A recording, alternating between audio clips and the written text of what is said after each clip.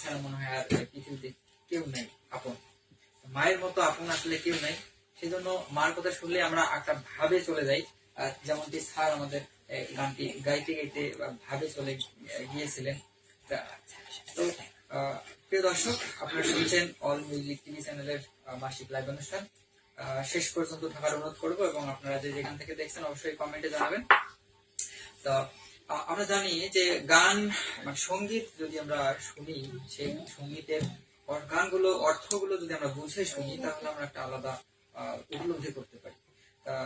সেই ছাড়ের যে গানগুলো এবং প্রত্যেকটা গানই আসলে ভাব ছাড়া, সেই গানের ভাব ছাড়া আসলে কোনো গানই প্রাণ পায় না।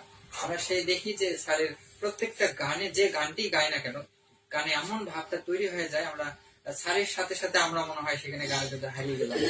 এই জন্য এই গানের ভিতরে একটা ভাবটা অন্যতম একটা, তাই না স্যার? হ্যাঁ, অবশ্যই।